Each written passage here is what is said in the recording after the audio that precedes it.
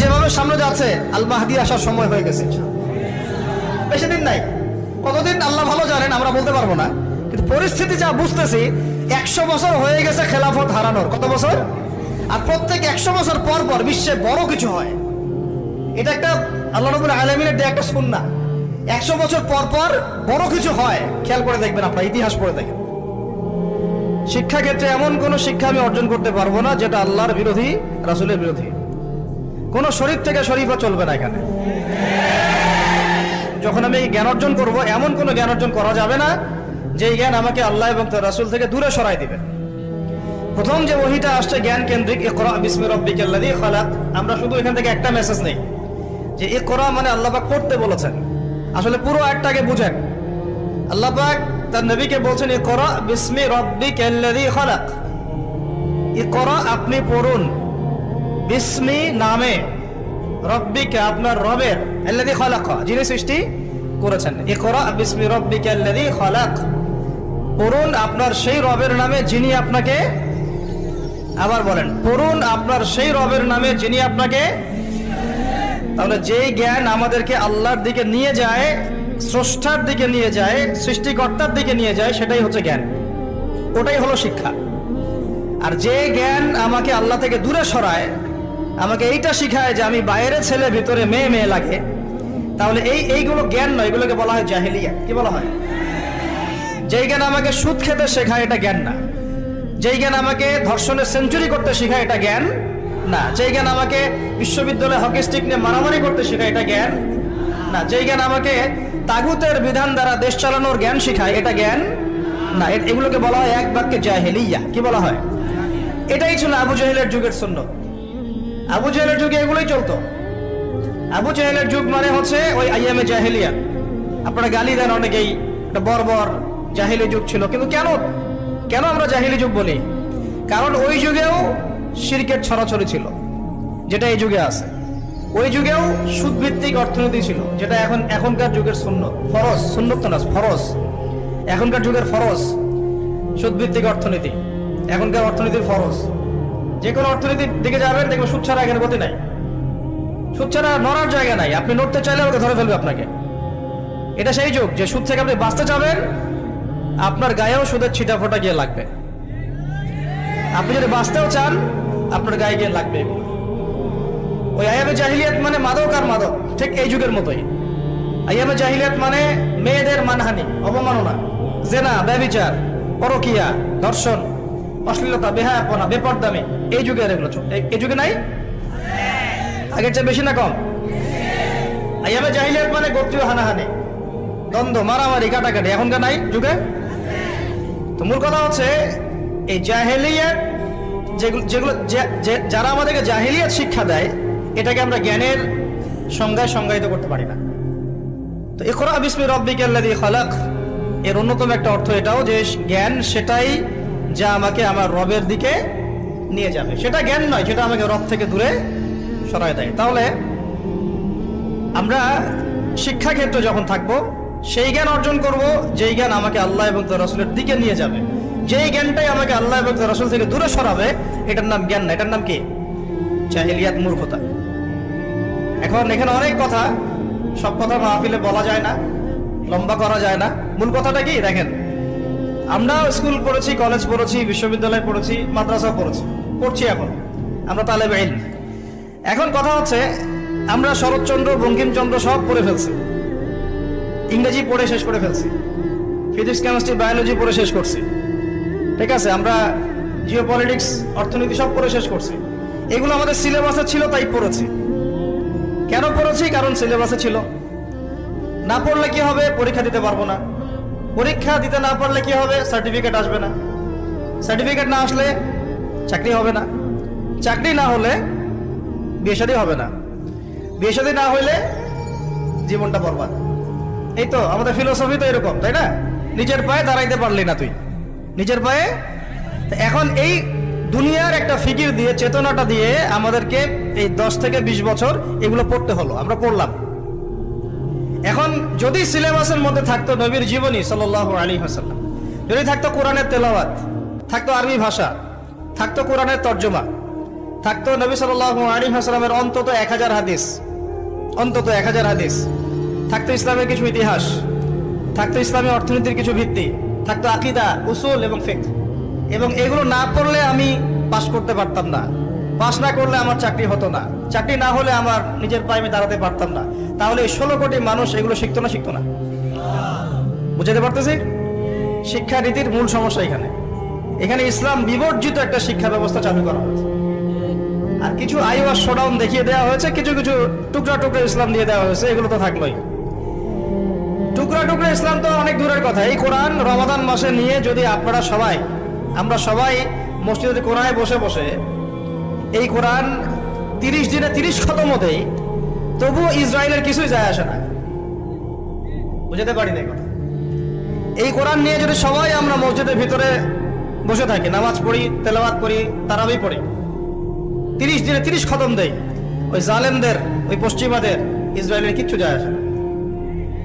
এমনকি আমাদের সমাজের অভ্যন্তরে যে কাফের, ফাসেক, মুশরিক, মুনাফিক আর মুরতাদরা আছে, ওদেরও কিছু যায় আসে না। কিন্তু কখন যায় আসবে? যদি এই কোরআনের একটা বিধান খালি বাস্তবায়ন করা যাইতো, তাহলে যায় আসতো। রমজানে একটা আওয়াজ যদি কেউ তোলে, রমজানে আমরা চাই, এই রমজানে আমরা চাই অন্তত আল্লাহর কিতাবের অন্তত একটা বিধান সমাজে বাস্তবায়ন হোক। অন্তত একটা বিধান তো আছে এখানে শত শত। কত আছে? শত শত, হাজার হাজার, হাজার হাজার তো পারেন নাই, পারা যায় নাই, পারবেনও না, এটাও জানি। অন্তত একটা করেন, আপনারাই বাছাই করেন কোনটা। না, আমি একটা অপশন দিলাম যে ইসলামী শিক্ষা ব্যবস্থা চালু করা হোক, ইসলামী শিক্ষা ব্যবস্থা চালু করা হোক, ইকরা বিসমি রাব্বিকাল্লাযী খালাক, এর বাস্তবায়ন করা হোক। করা যায় না এটা? এই দাবি কেউ উঠাবে না। আমরা সেই স্তরের মুমিন নাই এখন আর।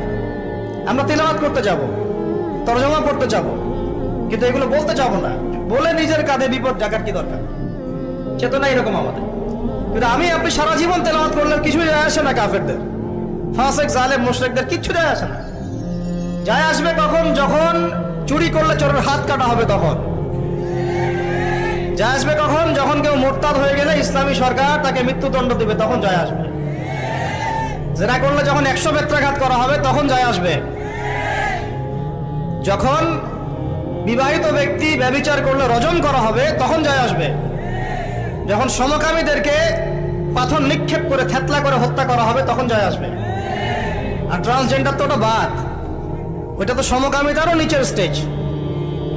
সমকামীদেরকেই নবী সাল্লাল্লাহু আলাইহি ওয়াসাল্লাম বলেছেন, ইযা ওয়াজাদতুমুহুম, উলামায়ে কেরাম এখানে অনেকেই আছেন, আমি তাদের সামনে আসলে বক্তব্য দিতেও অনেক সময় খুব শাইফিল করি। ইযা ওয়াজাদতুমুহুম ফাকতুলুল ফাইলা ওয়াল মাফউলা, যখন তুমি এদেরকে পাবা, এদেরকে বলতে সমকামী, জেনাকাররা সমকামী মানে যারা হোমোসেক্সুয়াল, এটা তো বোঝেন আপনারা, যারা হোমোসেক্সুয়াল, যারা ছেলে ছেলে জেনা করে, মেয়ে মেয়ে জেনা করে। ইযা ওয়াজাদতুমুহুম ফাকতুলুল ফাইলা ওয়াল মাফউলা বিহি।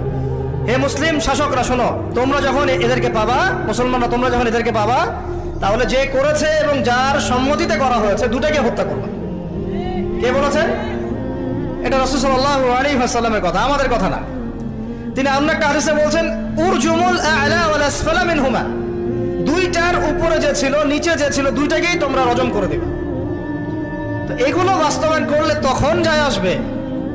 আপনি রমাদানে কোরআন পড়লেও আসলে আদতে গ্লোবাল প্রেক্ষাপটে, বৈশ্বিক প্রেক্ষাপটে জালেমদের, মুশরিকদের, মুনাফিকদের, কুফফারদের কিছু যায় আসে না। কিন্তু অ্যাটলিস্ট শুরুটা হোক কোরআন থেকে। এই বলে আমার পড়াও ছেড়ে দেবো এমনটা না, শুরুটা হোক অন্তত কি থেকে? কোরআন থেকে। তাকওয়ার কথা বলতে গিয়ে অনেক ঢুকে যাচ্ছে ভিতরে, আমাকে একটা কনক্লুশনে আসতে হবে।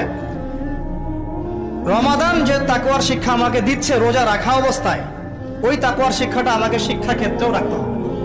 আমাদের বাচ্চাদেরকে, যে বাচ্চাটাকে দেখে মনে পড়লো, আমাদের বাচ্চাদেরকে এমন কোনো শিক্ষায় শিক্ষিত করা যাবে না, একেবারে হারাম করে ফেলতে হবে নিজেদের উপরে, যে এই বাচ্চারা যদি বড় হয়ে বলে, বাবা আমি তো ছেলে না, আমার মনটা মেয়ে মেয়ে করে। কি ভয়ঙ্কর একটা সমাজ সামনে আসতে যাচ্ছে, আপনারা কি কল্পনা করতে পারতেছেন? এটা জাস্ট একটা টোকা দিয়ে দেখলো মুমিনদের ইমানের কি অবস্থা।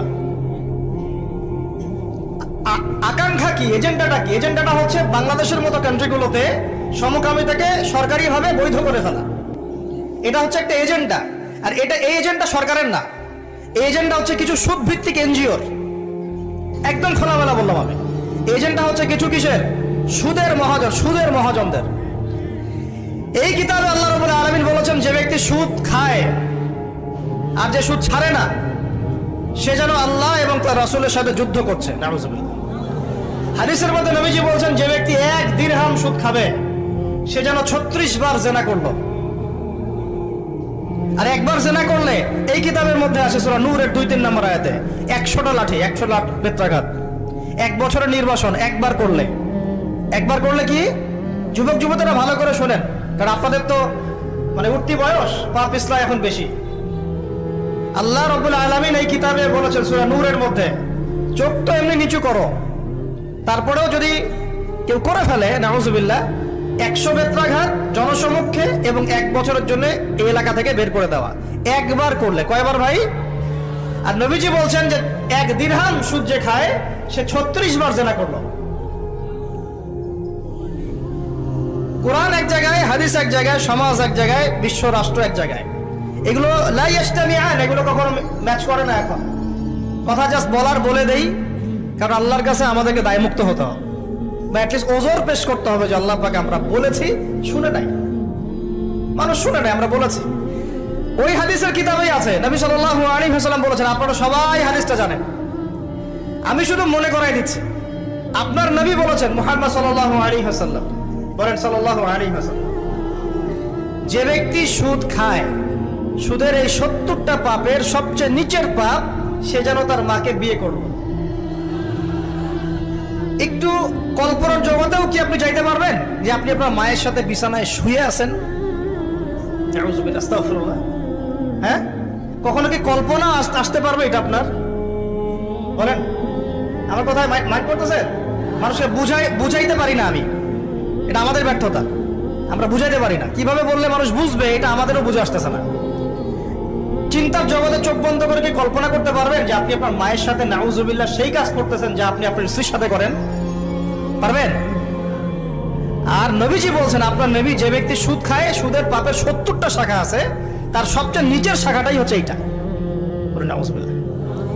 আমরা এই 90% মুসলমানের দেশ না এটা এখন, এটা বরং এখন 50% মুনাফিকের দেশ। আর 90% মুসলমান নাই। মানুষ কাদিয়ানি হইতে হইতে, খ্রিস্টান হইতে হইতে এখন 80% নেমে আসছে মুসলমানের হাত। আপনারা হয়তো জানেনও না, কারণ এইখানকার এলাকার মানুষ তো আপনারা বুঝবেন না। পার্বত্য অঞ্চলে যান, বর্ডার এলাকাগুলোতে যান, উত্তর অঞ্চলে যান, দেখবেন বহু মানুষ ইসাই মুসলিম হইতেছে দিন দিন, বহু মানুষ কাদিয়ানি হইতেছে দিন দিন, বহু মানুষ ধর্ম ত্যাগ করে খ্রিস্টান হয়ে যাচ্ছে, গ্রামের পর গ্রাম। অবস্থা ভয়াবহ। আর আমরা কি নিয়ে পড়ে আছি বলবো? ওই যে জোরে আমিন বলবেন না, আস্তে। হ্যাঁ, ওই যে আপনি পায়ে পা লাগাচ্ছেন কিভাবে, গোড়ালি মিলাবেন না কিনি আঙ্গুল মিলাবেন?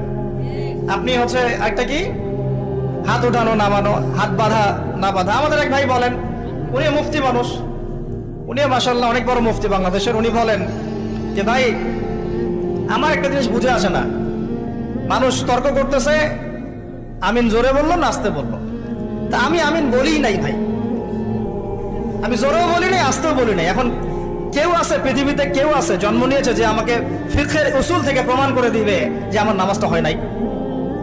উস্তাদ বলেন আপনারা, ফিকহের উসুল থেকে কেউ প্রমাণ করে দিতে পারবে যে আমার নামাজটা হয় না? আমি কিন্তু আমিন বলিই নাই। আপনারা তর্ক করতেছেন কি নিয়ে, জোরে না আস্তে নিয়ে?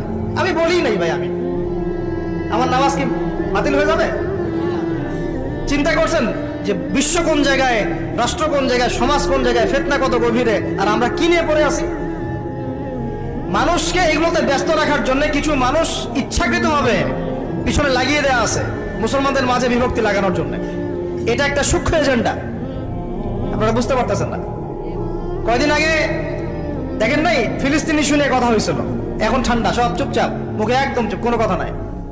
তারপরে আসলো শিক্ষা নীতি নিয়ে আমরা কথা বললাম, এখন চুপ, সব চুপ, কোনো কথা নাই। তারপরে ট্রান্সজেন্ডার নিয়ে অনেক সরব ছিলাম, একদম চুপ, কথা নাই। এখন আস্তে আস্তে অন্য মাসালা, এখন কথা হবে 8 টাকা 20 টাকা দিয়ে। ঠিক আছে, রমজান আসছে, রমজানে যে লাআল্লাকুম তাত্তাকুন, জীবনের সব ক্ষেত্রে তাকওয়া অর্জন করো, ওই শিক্ষা তো আপনি আলোচনায় আনবেন না, কারণ আপনাকে ব্যস্ত রাখবে 8 টাকা তার 20 টাকা। আর কিছু ফেসবুকের ইউটিউবার আছে, ওর দরকার ভিউজ, ও একজনের সাথে একজনকে লাগাই দিবে। হ্যাঁ, একটা টাইটেল দিবে, অমুক আলেমের বিরুদ্ধে যা বললেন তমুক আলেম। তো আলেমে আলেমে তখন একটা দ্বন্দ্ব, আমার সাথে আমার ব্যাপারে এই কথা বললো, আমি একটা কথা বলে দেই। আমরা যে ভাই এত কমন সেন্সিং জাতি হয়ে গেছে দিন দিন, এগুলো দেখতে দেখতে আমরা খুবই বিব্রত এবং খুবই হতাশ। আল্লাহ রাব্বুল আলামিন আমাদেরকে বুঝদান করেন, গভীর বুঝদান করেন। আমি এইভাবে দেশের অবস্থা এইরকম, অর্থনীতির অবস্থা এইরকম, বিশ্বের অবস্থা এইরকম, সারা বিশ্বে মুসলমান মার খাচ্ছে। আর ফিলিস্তিনে গত 6 মাসে 40,000-এর বেশি মানুষকে মারা হয়েছে। আমি আজকে এটা নিয়ে রিসার্চ করতে গিয়ে দেখলাম যে ওখানকার পাদ্রীরা বলতেছে, ওখানকার যারা পাদ্রী, ইহুদি পাদ্রী যারা, এরা কত বদের হাড্ডি দেখেন। এরা বলতেছে যে ফিলিস্তিনের একটা শিশুকে দেখলেও গুলি করে হত্যা করে দিতে হবে, কারণ এরা যদি বড় হয় এরা আমাদের বিরুদ্ধে অস্ত্র ধরবে। ওরা কিন্তু বুঝে ফেলছে ঠিকই কথা, ওরা যদি বড় হয় ঠিকই আমাদের বিরুদ্ধে কি করবে, অবশ্যই ধরবো আমরা, অবশ্যই ফিলিস্তিনের বাচ্চারা তোমাদের বিরুদ্ধে অস্ত্র ধরবেই ধরবে ইনশাআল্লাহ। কয়টাকে পারবে? আল্লাহ পাক ওইখানে আরো বেশি বেশি যমজ বাচ্চা দান করে। জানেন ওখানে বেশি বেশি যমজ বাচ্চা হয়, 2টা করে ছেলে হয়, গবেষণা দেখা গেছে। এখানে আপনারা বাচ্চা কমানোর প্ল্যান করছেন না, 1টা করে নিব না 2টা করে, আর ওইখানে আল্লাহ পাক যমজ যমজ ছেলে বাচ্চা দিচ্ছেন মাশাআল্লাহ। আর ওখানে মুজাহিদ দরকার। দেখেন মূল ইস্যুগুলোকে বাদ দিয়ে ওরা এইভাবে আগাচ্ছে। ওরা চায় পুরো হোলি ল্যান্ডটাকে দখল করতে, একদম মুসলমানদেরকে 100% নির্মূল করতে। আর আরবের মুনাফিক রাষ্ট্রগুলোকে তো ওদের তাবেদার বানায় ফেলছেই। ওদের কাজ খেপসা খাওয়া, খেপসা খাবে আর মিটিং ডাকবে আর বলবে কিছু করা দরকার। আমি এগুলো কথা আমার পাগড়ির ওজনে বলতেছি না, কথাগুলো বলতেছে আমি জিওপলিটিক্স জানি বলেই, কারণ আমরা এগুলো পড়েছি ইউনিভার্সিটিতে। 10টা মুসলিম কান্ট্রি আছে পৃথিবীতে, বড় বড়, বা বেশি না 10টার কথা বললাম। এই 10টা কান্ট্রি যদি একসাথে হয়, এদের সামরিক সৈন্যের সংখ্যা, অস্ত্রের সংখ্যা, আপনার ওই রাষ্ট্রের মজুদকৃত গ্যাস এবং তেলের পরিমাণ, জিডিপি, এগুলো ওই পশ্চিমা বিশ্বের 25টা কান্ট্রি একসাথে হইলেও পারবে না। কিন্তু আল্লাহু আকবার, কিন্তু এই 10টা কান্ট্রিকে আপনি একসাথে বসাইতে পারবেন। এখন পর্যন্ত একসাথে একটা ফোর্স গঠন করতে পারলো না, ইহুদির বিরুদ্ধে কোনো ব্যবস্থা নিতে পারলো না, কোনো চাপ প্রয়োগ করতে পারলো না, ইভেন পণ্যটুকু বয়কট করতে পারলো না, গ্যাস বন্ধ করতে পারলো না, তেল সাপ্লাই বন্ধ করতে পারলো না। এখন পর্যন্ত বাণিজ্য এগুলো সব চলতেই আছে। আর আমরা তো মাশাআল্লাহ পড়ে আছি বাংলাদেশের মানুষ, আমিন, ফাতিহা, সূরা ফাতিহা, আমিন, জানাজার নামাজ, রফুলিয়া দেন পায়ে পা, আর কি 8 টাকা 20 টাকা, ব্যাস। আমাদের তো ভাই দিন এইটুকুই। আর এইটুকু ঠিক না হলে আমার আকীদা সহি হচ্ছে না, তাই না বিষয়টা? এইটুকু তার মনের মতো ফতোয়ায় না যেতে পারলে আমার আকীদা সহি না। যতক্ষণ পর্যন্ত ওর মনের মতো, ওর ফিকহি আমি না বুঝতে পারতেছি, ততক্ষণ পর্যন্ত আমার আকীদাও ঠিক হয় নাই। সুবহানাল্লাহ। এই হলো অবস্থা আমাদের। তো ফিকহের ক্ষেত্রে এইরকম সংকীর্ণ মানুষটা যখন হাদিস, উসুলে হাদিস, আকীদা, উসুলে ফিকহের মতো দায়িত্ব নিয়েছে, তখন তো দিনের এই অবস্থা হবে। ফেসবুক ইউটিউব বন্ধ করেন, পত্রিকা পড়েন, বিশ্বের মিডিয়াগুলো রিসার্চ করেন। আর এখনকার বিশ্বের বড় বড় মিডিয়াগুলো কিন্তু ওরা নিয়ন্ত্রণ করে। তাই আমাকে ভালো করে অ্যানালাইসিস করতে হবে কোন মিডিয়া থেকে আপনি তথ্য নিচ্ছেন। ওরা যদি আমার একটা মূলনীতি মেনে চলেন, পশ্চিমারা যদি কাউকে বলে এ মিথ্যাবাদী, ধরে নেবেন সে সত্যবাদী। বুঝতে পারেন এই কথা? ওরা যদি কাউকে বলে অমুক মুসলিম সন্ত্রাসী, বুঝে নেবেন এই মুসলিম জান্নাতে যাইতে পারে ইনশাআল্লাহ। ওরা যদি কোনো মুসলমানকে বলে এরা মৌলবাদী, বুঝবেন এরাই পাক্কা মুসলমান। ওরা যদি কোনো দেশকে বলে এরা মোল্লা, বুঝবেন এরাই পাক্কা মুসলমান। মানে এটা সেই যুগ যে সত্যকে মানুষ মিথ্যা বানাবে আর মিথ্যাকে কি করবে, সত্য বানাবে। এটা কিতাবুল ফিতান পড়েন, বুঝবেন। এদেরকে আমি এইভাবে মানদণ্ডে রেখে দিয়েছি। যদি বলে অমুক খারাপ, বুঝবেন ভালো না, ও ভালো। যদি বলে অমুক শান্তিতে নোবেল পাইছে, বুঝবেন এ একটা বদের হাড্ডি। কথা বুঝতে পারছেন? ওই যে মিয়ানমারের একজন নেতা ছিল নোবেল, মনে আছে? হাজার হাজার মানুষরা মারলো, পরে দিল শান্তিতে নোবেল। কি বুঝেন নাই? 1000টা মানুষকে মারার পরে ওকে দিল কিসে নোবেল? আরেকজনকে দিয়েছে অর্থনীতিতে নোবেল, সে বাংলাদেশে সুদ চালু করছিল। কি চালু করছিল? এখন মূল কথা আসি ভাই, অনেক ভিতরে চলে যাই, রাতও অনেক গভীর হচ্ছে। আর আমাদের একটা বড় হায়াত খেয়ে ফেলতেছে রাস্তা, ঢাকার রাস্তাঘাট। ঢাকার রাস্তাঘাট আমাদের জীবনে একটা বড় হায়াত খেয়ে ফেলতেছে। 3 ঘন্টা 4 ঘন্টার ট্রাফিক জ্যাম আমাদের ডেইলি রুটিন হয়ে গেছে। কথা একটা আসলে বলে ফেলি, ট্রাফিক জ্যামে যদি পড়েন, ওই সময় তাসবিহ তাহলিলগুলো করবেন বেশি বেশি করে।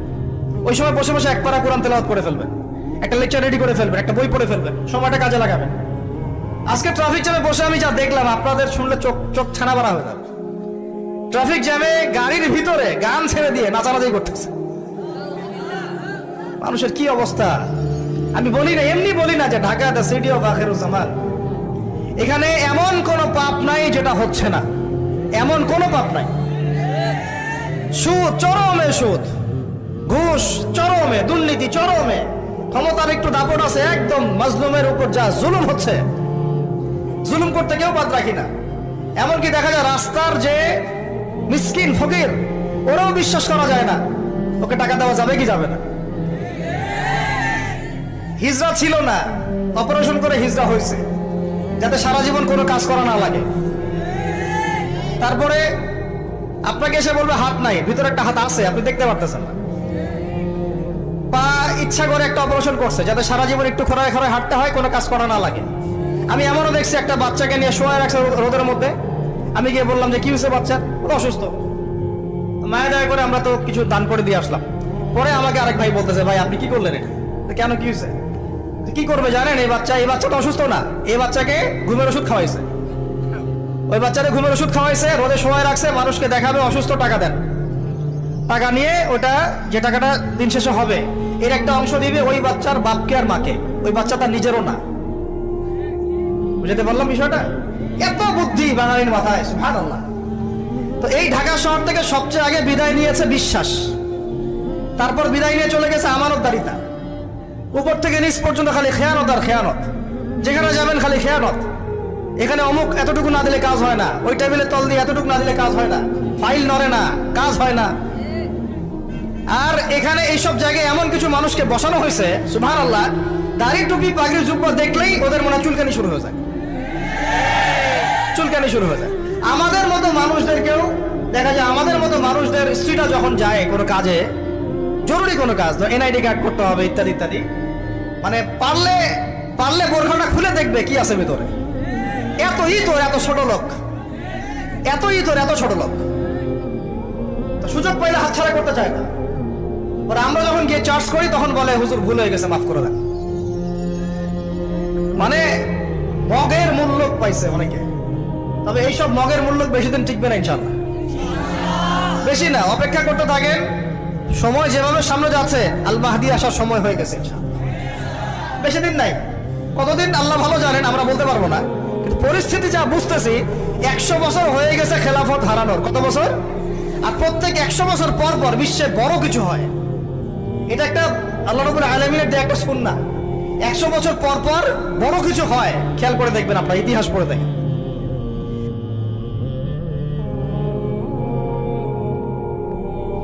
এটা নবী সাল্লাল্লাহু আলাইহি ওয়াসাল্লামের নববী একটা সুন্নাহ ছিল, যে তিনি নিজে জ্ঞান চর্চা করেছেন, সাহাবীদের মধ্যে সেই জ্ঞানের বিপ্লব ঘটিয়েছেন। আমি বলেছিলাম গতকালকে যে আপনি একজন সাহাবী দেখাতে পারবেন না যিনি কোরআন হাদিস এই বিষয়গুলোতে দক্ষ না। আমরা ভাগ করি যে এখানে রাইসুল মুফাসসিরিন আছেন, মুহাদ্দিস, সাহাবী আছে, অনেক ভাবে ভাগ করি, কিন্তু বেসিক ফান্ডামেন্টাল ইসলামিক নলেজ কম এমন কোন সাহাবী আপনি দেখাতে পারবেন। মাশাআল্লাহ, সকলেই দ্বীনি ইলম অর্জনের দিকে সর্বোচ্চ গুরুত্ব দিয়েছেন। আমি আবু সুফিয়ান রাদিয়াল্লাহু আনহুর এক্সাম্পল দিয়েছিলাম। শেষ বয়সে বসে তিনি কান্নাকাটি করতেন আর বলতেন, হ্যাঁ দা কালামুর রব, এটা আমার রবের কালাম। যাই হোক, এটা হলো নেতৃত্বের একটা অন্যতম গুণাবলী। আল্লাহ পাক যাকে নেতৃত্ব দিবেন বা ভবিষ্যতে মুসলিম উম্মাহর কর্ণধার বানাবেন, তাদের উচিত হবে জ্ঞানের প্রসার ঘটানো, জ্ঞানের একদম বিপ্লব ঘটানো। আর আমি আবার বলছি, এই জ্ঞান মানে শুধু একমুখী জ্ঞান নয়, বরং উভমুখী জ্ঞানটাকে সমন্বয় করা। আল্লাহ পাক তৌফিক দান করুন, আমিন। 3 নম্বরে বলছিলাম গতকালকে, 3 নম্বর পয়েন্টে, যে নবী সাল্লাল্লাহু আলাইহি ওয়াসাল্লাম শুধুমাত্র এই জ্ঞানের দাওয়াত দিয়েই বা বিপ্লব ঘটিয়েই নিজের নেতৃত্বের হক পূরণ করেন নাই, বরং তিনি সবার আগে তার উপর আমল করে দেখিয়েছেন। তাই আমাদের প্রত্যেক স্তরের নেতৃবৃন্দের যেটা করা উচিত, আমাদের আপনাদের সবার, যে আমরা যেটা জানি, যেটা বলছি, যেটা প্রচার প্রসার করছি, এর উপর সবার আগে আমাদেরকে আমল করে দেখানো। আমি অনেকগুলো এক্সাম্পল দিয়েছিলাম। আল্লাহ নবী সাল্লাল্লাহু আলাইহি ওয়াসাল্লাম ব্যক্তি জীবন থেকে শুরু করে একদম তাসবিহ, তাহলিল, তিলাওয়াত, তাহাজ্জুদ, সালাত, হ্যাঁ, দাওয়াত, অনাড়ম্বর জীবনযাপন, প্রফেটিক লাইফস্টাইল, হ্যাঁ, তারপরে জিহাদ, প্রত্যেকটা জায়গায় তিনি সামন থেকে নেতৃত্ব দিয়েছেন। এমন নয় যে তিনি বলেছেন তোমরা করো আমি আছি, এমন না। মানে তিনি নিজে করে দেখিয়েছেন, নিজে অনাড়ম্বর জীবনযাপন করেছেন, নিজে অল্প খেয়েছেন, অল্প ঘুমিয়েছেন, রাতের বেলা লম্বা সময় তাহাজ্জুদ পড়েছেন, আবার ফজর পড়েছেন, আবার তিলাওয়াত, আবার দার্স, আবার দিনের প্রচার প্রসার, মাঝখানে রিজিকের জন্য কিছু কাজ করেছেন। এমনকি খন্দকের যুদ্ধের কথা বলেছিলাম, তিনি নিজে বহিরা করেছেন। হুনাইনের যুদ্ধে তিনি সামন থেকে তরোয়াল উঁচিয়ে সবাইকে ডাক দিয়েছেন। উহুদের যুদ্ধে তিনি সামন থেকে নেতৃত্ব দিয়েছেন। বদরের যুদ্ধে তিনি সামন থেকে নেতৃত্ব দিয়েছেন। তো প্রত্যেকটা জায়গায় তিনি প্রথমে করে দেখিয়েছেন। তার মানে নেতৃত্বের গুণাবলী অর্জন করতে হলে সিরাত থেকে আমরা শুধু জানি প্রচার করবো এমনটা নয়, বরং নিজে আগে আমল করে দেখাবো, দৃষ্টান্ত স্থাপন করবো। আল্লাহ পাক তৌফিক দান করুন। এটাই আমাদের বর্তমান পুরো বিশ্বের যারা মুসলিম জাহানের নেতৃত্ব দিচ্ছেন তাদের মৌলিক সমস্যা। অনেক কিছু বলছেন কিন্তু করে দেখাচ্ছেন না।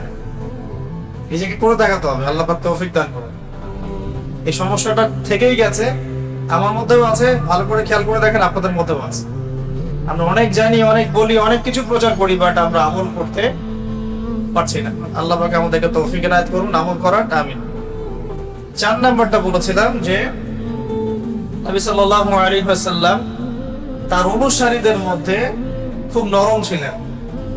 তিনি তার অনুসারীদের প্রতি খুবই নরম, কোমল, সফট হার্টেড একজন মানুষ ছিলেন। কারো সমালোচনা সরাসরি করতেন না, কাউকে অপদস্থ করতেন না, কাউকে বেইজ্জত করতেন না, কাউকে কারোর সামনে ক্রিটিসাইজও করতেন।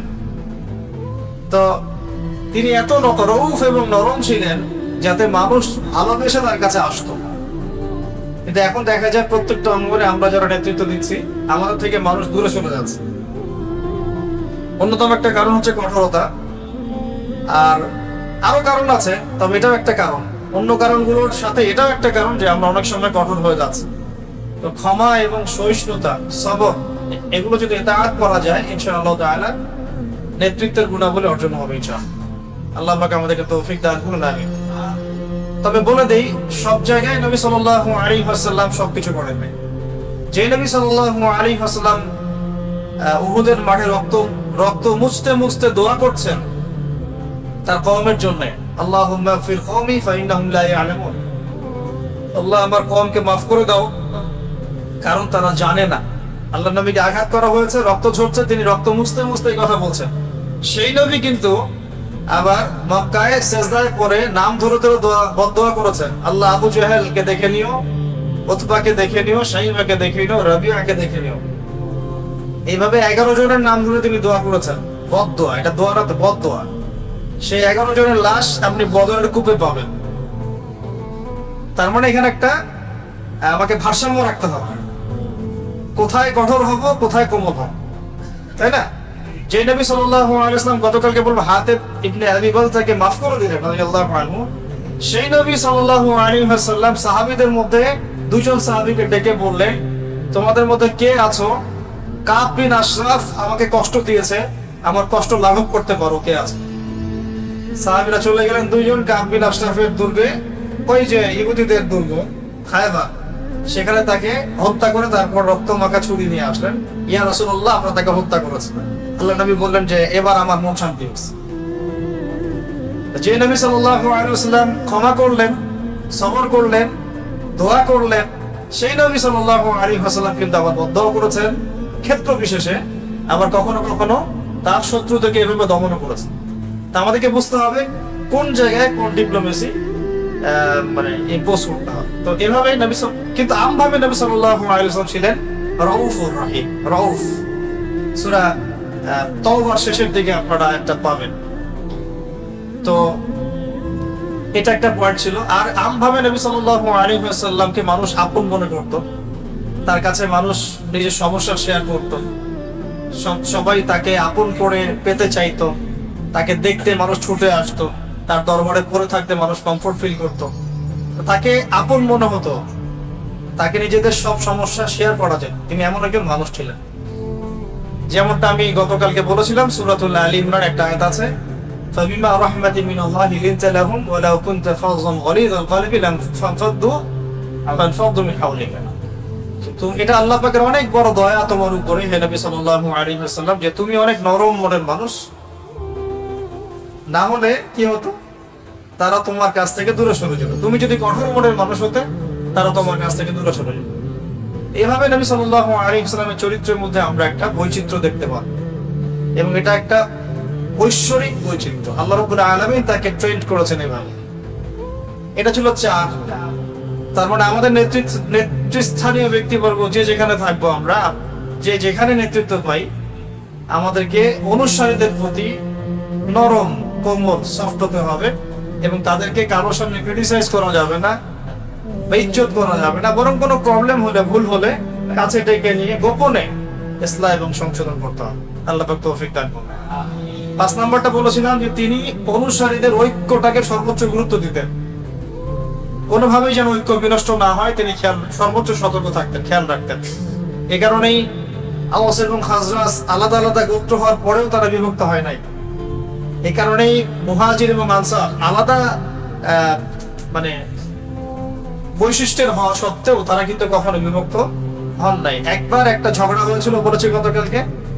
তো নবী সাল্লাল্লাহু আলাইহি ওয়াসাল্লাম স্বয়ং সেখানে গিয়ে বলেছিলেন, আমি বেঁচে আছি তারপরে আমার সামনে তোমরা কিভাবে ঝগড়া করছো। তো তিনি অনুসারীদের ঐক্যের দিকে সর্বোচ্চ গুরুত্ব প্রদান করতেন। আমরাও চেষ্টা করবো ইনশাআল্লাহ, আমরা যে যেখানেই নেতৃত্ব দিই না কেন, ছোট পরিসরে হোক আর বড় পরিসরে হোক, আমাদের অনুসারীদের মধ্যে যেন একটা ঐক্য থাকে। যে ঐক্যহীনতার কারণেই আজকে মুসলিম উম্মার আজকে এই অবস্থা আছে। 1914 সাল থেকে যদি হিসাব করেন, তো 14 সাল থেকে হিসাব করলে দেখা যায় যে এর আগ পর্যন্ত আমরা অ্যাটলিস্ট একটা শেল্টারের মধ্যে ছিলাম, একটা ভৌগোলিক শেল্টারের মধ্যে ছিলাম। একটা শেল ছিল খিলাফত। ফার্স্ট ওয়ার্ল্ড ওয়ার হওয়ার পর থেকে এটা ভেঙে গেল, এবং আস্তে একটা দুইটা হতে হতে প্রায় 52 কি 53টা আলাদা আলাদা মুসলিম রাষ্ট্র হয়ে গেল। এটা রাষ্ট্রীয় বিভক্তি হলো। তারপরে হলো রাষ্ট্রের মধ্যে আবার ঢুকে গেল ডেমোক্রেসি, সেকুলারিজম, কমিউনিজম, জাতীয়তাবাদ ইত্যাদি। তখন আবার আমরা পলিটিক্যালি বিভিন্ন দলে ভাগ হয়ে গেল। সবাই কিন্তু মুসলিম, পলিটিক্যালি যারা আছে সবাই কিন্তু মুসলিম। তারপরে দেখেন এখানে অনেক ভাগ হয়ে গেল, করলো পশ্চিমারা, কারণ এই সবগুলো দর্শন ওদের থেকে আসছে। আবার ধর্মতাত্ত্বিক ক্ষেত্রে আমরা একটা মাযহাবের মধ্যে অনেকগুলো ভাগ হয়ে গেলাম। আবার যারা এখান থেকে বের হয়ে নতুন কিছু করার চেষ্টা করলেন না, আমরা চূড়ান্ত সহি, এটাই চূড়ান্ত যাদের বক্তব্য হয় আর কি।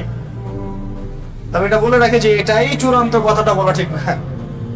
আমাদের ওস্তাদরা বলেন যে আমরা সর্বোচ্চ বলতে পারি এটাও ঠিক, আমরা বলবো না কখনো এটাই ঠিক।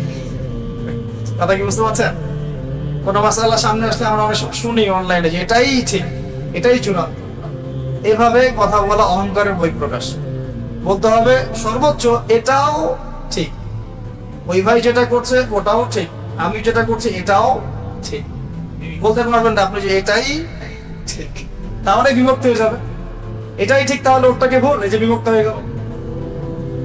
ধর্মতাত্ত্বিক ক্ষেত্রে আমরা যারা আবার চূড়ান্ত সহি দাবি করলাম, সেখানে আবার আমরা 10টা দল বাড়িয়ে ফেললাম।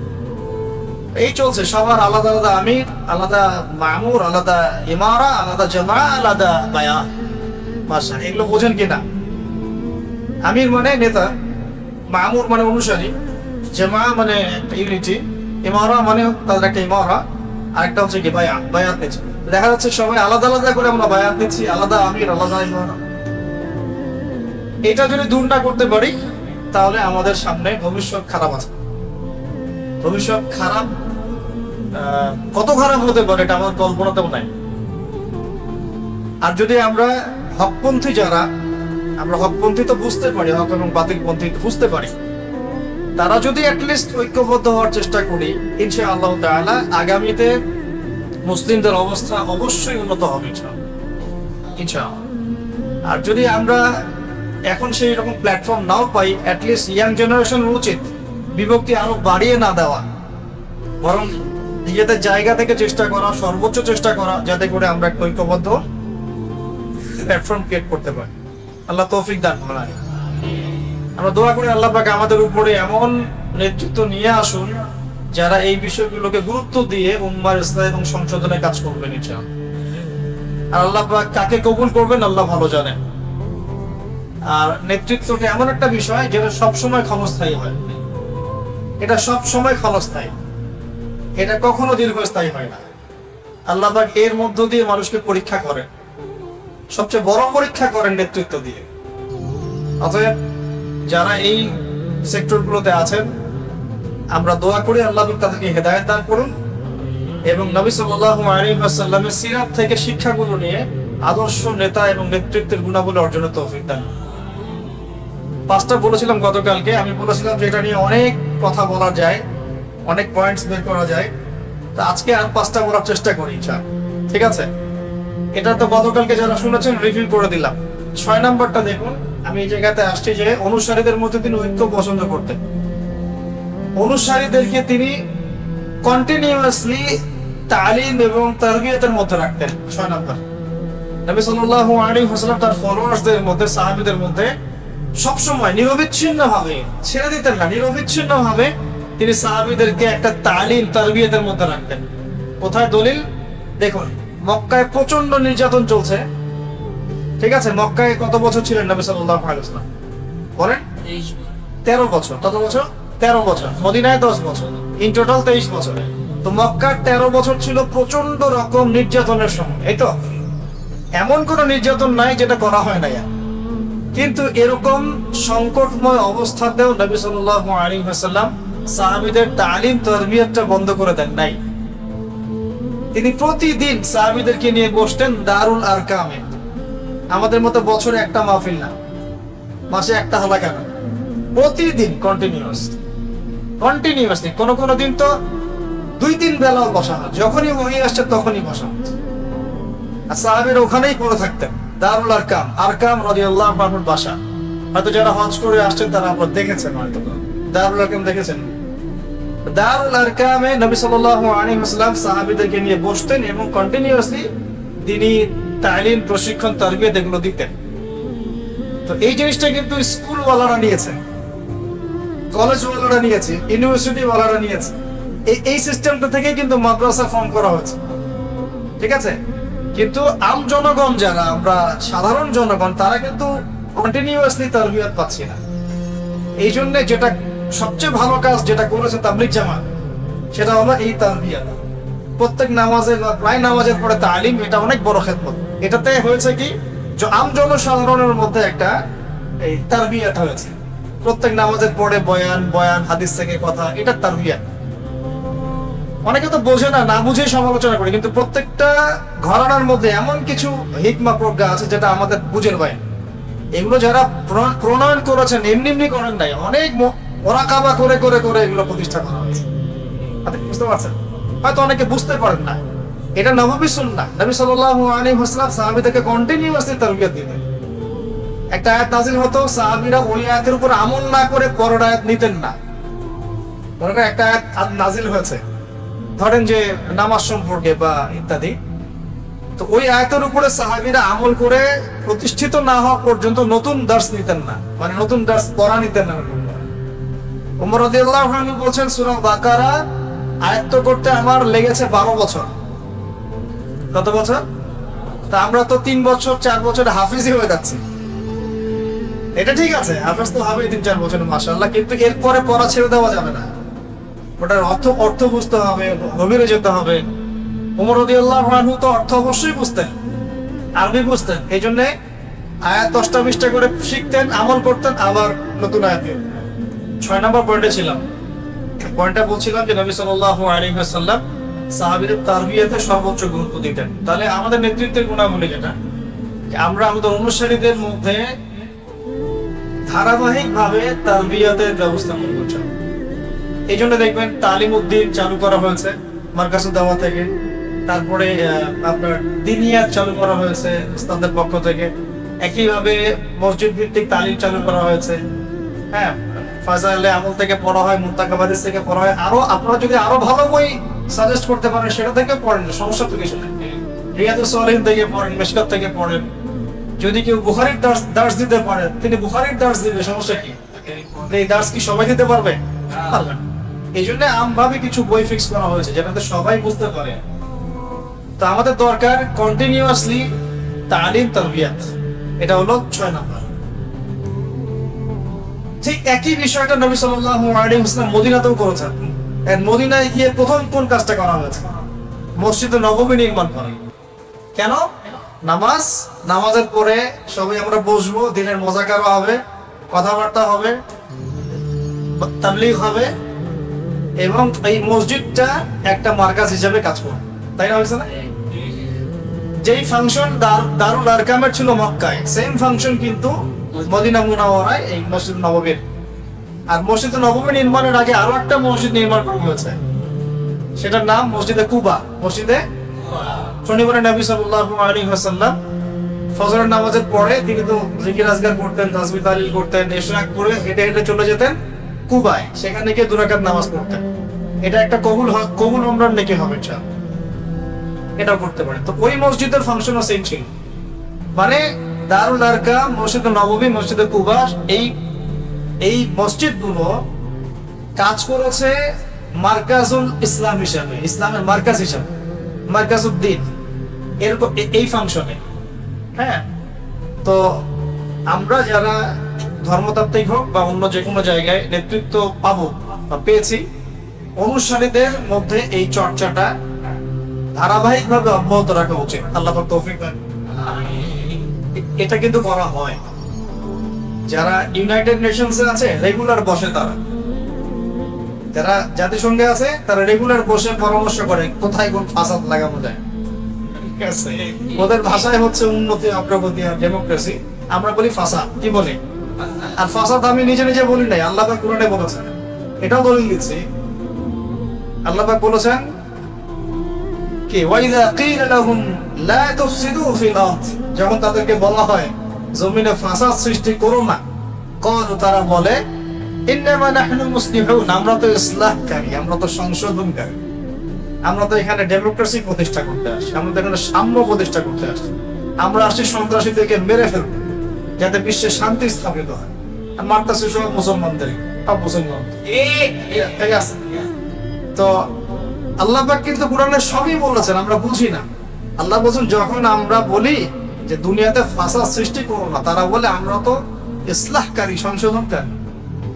আবার যারা পলিটিক্যাল অ্যাফেয়ার্স এর সাথে তারাও নিয়মিত বসেন, যারা কমিউনিজমের সাথে আছেন তারাও নিয়মিত চা চক্র করেন, যারা সুদী এনজিওর সাথে আছেন তারাও নিয়মিত উঠান বৈঠক করেন, সব যারা মিশনারি, খ্রিস্টান মিশনারিতে কাজ করছে বাংলাদেশে তারাও নিয়মিত বসে। সবাই নিয়মিত কিন্তু কন্টিনিউয়াসলি একটা তারবিয়াত প্রশিক্ষণের মধ্যে থাকে, কর্মশালা হয়, সেমিনার হয়, এইটা ওইটা হয় না। এই জিনিসটা মুসলিমদের করা উচিত। যদি আমরা প্রতিকূল পরিবেশেও থাকি, অ্যাটলিস্ট বাসায় এটা করা উচিত, বাসায় তালিম করবে কন্টিনিউয়াস। আল্লাহ পাক তৌফিক দান। আর এটা ছোট বাচ্চাদেরকেও এর মধ্যে ইনভলভ করতে হবে।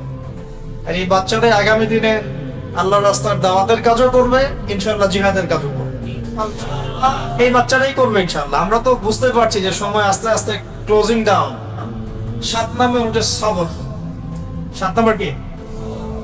সবর বা ধৈর্য। আমি আপনাদেরকে একটু বলি, মক্কা মদিনা উভয় জীবন মিলে নবী সাল্লাল্লাহু আলাইহি ওয়াসাল্লামের মতো সবরকারী কোন ব্যক্তি এই মহাবিশ্বে নাই, কোন ব্যক্তি নাই। এত ধৈর্য, এত সবর, সবর আর সবর, মানে আমরা বলতে গেলে মানে আমরা নিজেদের আবেগ নিয়ন্ত্রণ করতে পারবো।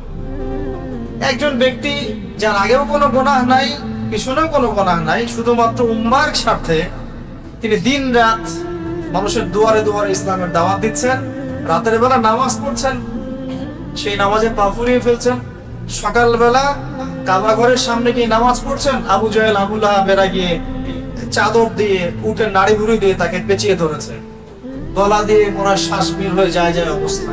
ফাতিমা রাদিয়াল্লাহু আনহা এসে এটা সরালেন। ধৈর্য। তিনি রাস্তা দিয়ে হেঁটে যাচ্ছেন, একজন কাফের তাকে থুতু দেওয়ার চেষ্টা করেছিল, বদদোয়া করেন নাকি? ধৈর্য। তায়েফে গিয়েছেন, তায়েফে 3 জন ভাই ছিল, আব্দে ইয়ালাইল একজনের নাম, আব্দে মাসউদ, আরেক নাম হচ্ছে হাবিব বিন আমর। 3 জন, এই 3টা বড় বড় গোত্রের লিডার। মানে আমাদের ধরেন বড় বড় 3টা দলের মানে যারা চেয়ারম্যান এরকম আর কি, ওরা ইসলাম গ্রহণ করলে বাকিরা করবে, এরকম একটা ভাব। তো তায়েফের এই 3 গোত্রের এই সর্দাররা তো ইসলাম কবুল করলোই না, ছোট ছোট ছেলেদেরকে লেলিয়ে দিল, ওই যে পাগল লোকটাকে ঢিল মেরে আসো যাও। শুধু একটা দুটা ঢিল না, বৃষ্টির মতো পাথর পড়তে দেবে, বৃষ্টির মতো পাথর। সাথে ছিলেন যায়েদ বিন হারেসা রাদিয়াল্লাহু আনহু, নবী সাল্লাল্লাহু আলাইহি ওয়াসাল্লাম পালক পুত্র বলা হতো। যায়েদ বিন হারেসা রাদিয়াল্লাহু আনহু, বলে রাখি, এটা বুঝে রাখতে পারেন, কোরআনে একমাত্র সাহাবী যার নাম এসেছে তার নাম যায়েদ বিন হারেসা। সুবহানাল্লাহ, কোরআনে মাত্র একজন সাহাবীর নাম আছে, 25 জন নবীর নাম আছে, একজন সাহাবীর নাম আছে, তার নাম যায়েদ বিন হারেসা। কোন সূরায় আছে এটা বলে দিব না, খুঁজে বের করুন। তিনি নবী সাল্লাল্লাহু আলাইহি ওয়াসাল্লামের সামনে এরকম করে দাঁড়িয়ে আছেন যে পাথরগুলো লাগলে আমার গায়ে লাগুক। তারপরেও নবী সাল্লাল্লাহু আলাইহি ওয়াসাল্লামের মাথা মোবারক, তারপরে যে থুতনি, হাঁটু, এগুলোতে পাথর লেগেছে, এবং জুতা, যে জুতাটা তিনি পরেছিলেন এটা রক্ত দিয়ে জমে গেছে, রক্ত দিয়ে পায়ে জমে গেছে। তবুও তিনি বদদুয়া করেন নাই। তায়েফ থেকে আসার পথে খেজুর বাগান, আঙ্গুর বাগানে বসেছিলেন। আঙ্গুর বাগানে বসা অবস্থায় মালাকুল জিবাল এসেছে, পাহাড় পর্বত নিয়ন্ত্রণকারী ফেরেশতা, সাথে জিবরাইল আলাইহিস সালাম। তারা এসে বলছেন, ইয়া রাসূলুল্লাহ, আপনার সাথে যে আচরণ করা হয়েছে আমরা দেখেছি, আল্লাহ দেখেছেন। আপনি যদি দোয়া করেন বা আপনি যদি চান, আমরা 2 পাহাড়ের মাঝখানে এদেরকে ফেলে পিষে দেব। নবী সাল্লাল্লাহু আলাইহি ওয়াসাল্লাম বলছেন, শুনেন কি বলছেন। তিনি বলছেন, বাল আরজু, বরং আমি এটা চাই, আইয়ুখরিজাল্লাহু মিন আসলাবিহিম কওমুন, আল্লাহ পাক তাদের ঔরস থেকে এমন একটা সম্প্রদায় যেন বের করেন, আল্লাযীনা ইয়াবুদুনাল্লাহ ওয়া লা ইউশরিকুনা বিহি শাইআ, যারা আল্লাহর ইবাদত করবে তার সাথে কাউকে শরীক করবে। এটা আমাদের নবীর চরিত্র, তার ক্যারেক্টার, তার সবর। আমি কিন্তু বলে দিয়েছি, তিনি যে নবী এরকম সবর করেছেন, সেই নবী কাব বিন আশরাফকে হত্যার জন্য লোক পাঠিয়েছেন, সেই নবী বদরে অস্ত্র ধরেছেন, উহুদে অস্ত্র ধরেছেন। বুঝতে হবে কখন কি, কারণ এটা তিনি উম্মার জন্য করছেন, উম্মার স্বার্থে, দিনের স্বার্থে। ব্যক্তিগত আক্রোশের কোনো প্রতিশোধ তিনি নেন নাই। একজন সাহাবীর নাম বলি, আবু হুরায়রা রাদিয়াল্লাহু আনহু, নাম শুনেছেন? আবু হুরায়রা রাদিয়াল্লাহু আনহু কোন গোত্রের আপনারা জানেন? এই তায়েফের সেই যে গোত্রটা ছিল, তার পরবর্তী জেনারেশন হচ্ছে আবু হুরায়রা রাদিয়াল্লাহু আনহু। সেদিন যদি বদদুয়া করা হতো, হয়তো আজকে আপনি আবু হুরায়রা রাদিয়াল্লাহু আনহুকে পেতেন না। সুবহানাল্লাহ, সবর। সবর কি, নিজের চাচারা সারাদিন গালিগালাজ করে, খুব কষ্ট না? যে স্ত্রী, সন্তান, আশপাশের মানুষ যদি বিপথে চলে যায়, আপনাকে সাপোর্ট না করে, কষ্ট না? এটা এর চেয়ে বড় কষ্ট আর কি হতে পারে? চাচারা সারাদিন গালিগালাজ করে, মানুষ তাকে সারাদিন গালি দেয়, কেউ বলে মাজনুন, পাগল, এই যে পাগল যাচ্ছে, আপনি মনে করেন রাস্তায় যাচ্ছে, কেউ 4-5 থেকে লোকজন বলছে এই যে পাগল যায়, কেমন লাগবে আপনার শুনতে? যাচ্ছেন আপনি, কেউ বলছে এই যে মাজনুন, এই যে সাহের, জাদুকর যাচ্ছে, এই যে কাজ্জাব, মহামিথ্যাবাদী যাচ্ছে, এই ফারিকুল জামাত বিভক্তকারী যাচ্ছে, এরকম প্রায় 15-16টা গালি তাকে খেতে হয়েছে। সবর করেছেন, ধৈর্য ধরেছেন, সবর। সাহাবীদেরকে অত্যাচার করা হচ্ছে তার সামনেই। অনেক সময় নিজে সবর করা যায়, কিন্তু অন্যের কষ্ট দেখা যায় না। সাহাবীদেরকে তার সামনে মারা হচ্ছে, কাউকে ঝুলিয়ে, কাউকে ওই বালুর মধ্যে শুইয়ে, কাউকে পাথর চাপা দিয়ে, কত কি। সুমাইয়া রাদিয়াল্লাহু আনহাকে বর্ষা নিক্ষেপ করে হত্যা করা হলো, বেলাল ইবনে রাবাহকে মরুভূমিতে শুইয়ে নির্যাতন করা হচ্ছে, সুহাইব রুমিকে এমন আঘাত করা হচ্ছে চোখ নষ্ট হয়ে গেছে একটা। তারপরে উসমান বিন আফফানকে নিচে চাটাই দিয়ে ধোঁয়া দেওয়া হয়েছে, আবু বকর রাদিয়াল্লাহু আনহুকে পর্যন্ত জুতা দিয়ে আঘাত করা হয়েছে। কয়জন সাহাবী পাচ্ছিলেন? কিছু কিছু সাহাবীকে আঘাত করার সাহস হতো না, তাদেরকে আঘাত করতো না তারা, যেমন হামজা রাদিয়াল্লাহু আনহু, ওমর ইবনুল খাত্তাব রাদিয়াল্লাহু আনহু। আঘাত করলে তো খবর আছে, 10 জন মিলাতে পারবে না তার সাথে। বাকি দুর্বলদের উপর অমানবিক নির্যাতন চলতো। নবী সাল্লাল্লাহু আলাইহি ওয়াসাল্লাম বলতেন, ইসবিরু, তোমরা সবর করো, ফাইন্না মাউইদাকুমুল জান্নাহ, তোমাদের জন্য অপেক্ষা করছে জান্নাত। নেতৃত্বের গুণাবলী, ধৈর্য, প্রচন্ড ধৈর্য এবং অনুসারীদেরকেও ধৈর্যশীল হতে হবে। আল্লাহ পাক তৌফিক দান। আমরা কিন্তু অনুসারী হিসেবে ধৈর্যশীল না, জানেন, খুব অস্থির অস্থির, মানে 1 মাসে কেন হচ্ছে না, 3 মাসে কেন হচ্ছে না, এত হচ্ছে, এত আন্দোলন হলো, এত কিছু হলো, কেন পরিবর্তন আসছে না, আমরা খুব অস্থির।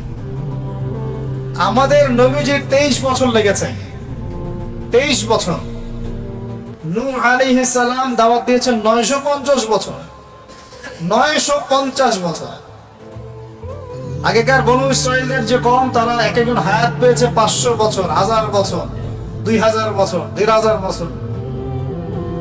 আমরা অনেক অস্থির, আমাদের সবর কম। আল্লাহ পাক আমাদেরকে সবর দান করুন।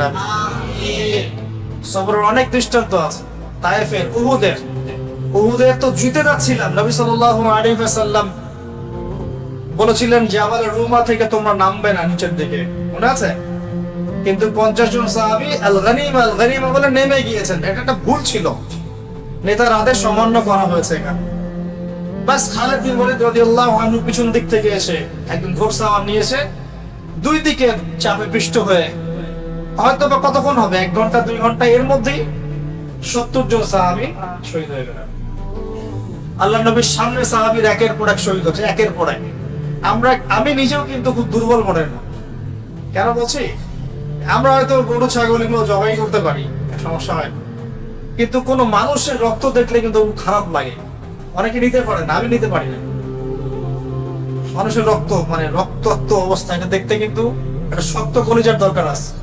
অনেকে নিতে পারে না, আপনি কিন্তু নিতে পারেন। তো একটু চিন্তা করেন, নবী সাল্লাল্লাহু আলাইহি ওয়াসাল্লামের পাশে তার প্রিয় মানুষরা এভাবে একজন একজন করে শহীদ হচ্ছে। শেষের দিকে তার কাছে 9 জন মানুষ ছিল, 9 জন সাহাবী, একজন একজন করে শহীদ হতে লাগলেন, একজন একজন করে। ওই সময় সাদ বিন আবি ওয়াক্কাস রাদিয়াল্লাহু আনহু টিকে ছিলেন, আর তালহা বিন উবাইদুল্লাহ, এই দুজন, বাকি সব শেষ, সব শহীদ। আর তালহা রাদিয়াল্লাহু আনহুর গায়ে তখন 40 থেকে 50টা তরবারির আঘাত আছে। এটা সহ্য করার জন্য কত সবরের দরকার, কত মেন্টাল স্ট্রেংথের দরকার, একটু ভাবতে হবে এগুলো আমার। কারণ আমরা কিন্তু সিরাত পড়েই কিন্তু অনুধাবন করতে পারি না। আমি ওই যে খুব অনুধাবন করে বোঝাতে পারছি, আমি দাবি করছি না, কিন্তু চেষ্টা করছি ব্যাপারটা। সাদ বিন আবি ওয়াক্কাস রাদিয়াল্লাহু আনহু তীর ছুটতে থাকলেন এবং তিনি খুব মারাত্মক তীরন্দাজ ছিলেন।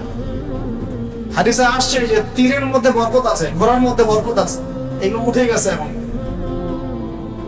তো এই একমাত্র সাহাবী সাদ বিন আবি ওয়াক্কাস রাদিয়াল্লাহু আনহু, যার ব্যাপারে আমাদের নবীজি এই কথা বলেছেন, হে সাদ, তোমার উপর আমার পিতামাতা কুরবান হোক। সাদ বিন আবি ওয়াক্কাস রাদিয়াল্লাহু আনহু বীরত্ব দেখে নবী সাল্লাল্লাহু আলাইহি ওয়াসাল্লাম বলেছেন, হে সাদ, তোমার জন্য আমার পিতামাতা কুরবান হোক। কিন্তু সবসময় আমরা দেখি, সবসময় দেখি সাহাবীরা বলেন, ইয়া রাসূলুল্লাহ, আপনার জন্য আমার পিতামাতা কুরবান। তালহা রাদিয়াল্লাহু আনহু ওই অবস্থাতে আল্লাহর নবীকে ঘাড়ে নিয়ে উহুদ পাহাড়ের উপরে উঠেছেন, একটা সেফ জোনে নিয়ে গেছেন। সাহাবীরা আস্তে আস্তে উপরে উঠেছেন। সবর দেখেন, ধৈর্য, কত ধৈর্য ধরতে পারে একটা মানুষ। তাকে শুধু 14-15টা গালি দেওয়া হয়েছে তাই নয়, তাকে প্রায় 15 বার হত্যাও করার চেষ্টা করা হয়েছে।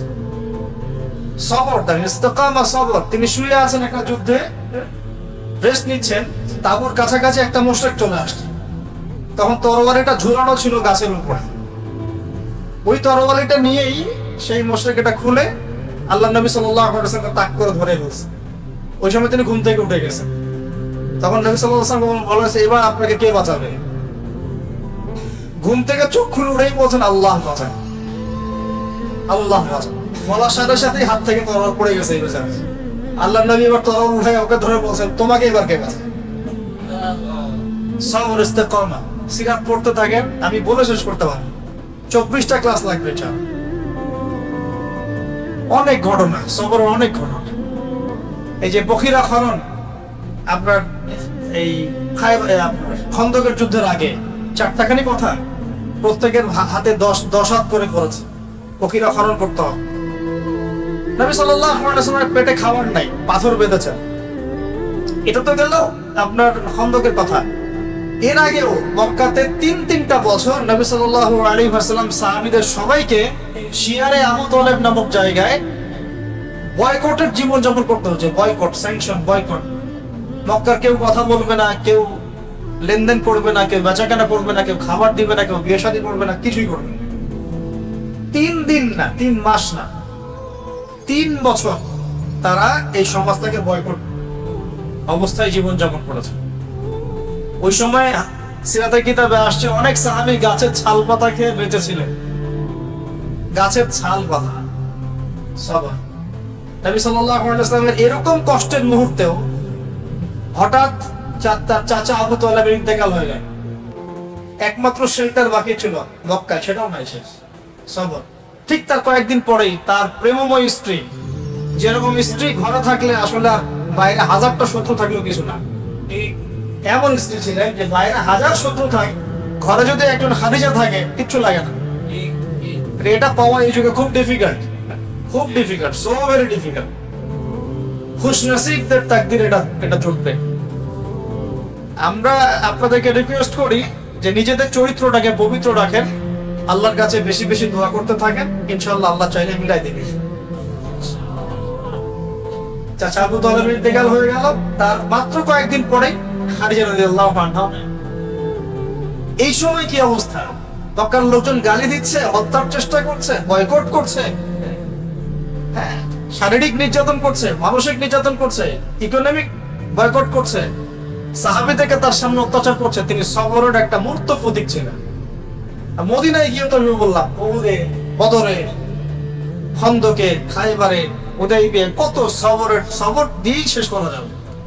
এই যে চরম ধৈর্য, পরম ধৈর্য, এই জিনিসটা আমাদের নেতাদের মধ্যে থাকতে হবে, আমাদের মধ্যেও থাকতে হবে। অনুসারী নেতা সবার মধ্যে সবর থাকতে হবে। আল্লাহ পাক তৌফিক দান। কয়টা বললাম? 6টা না 7টা?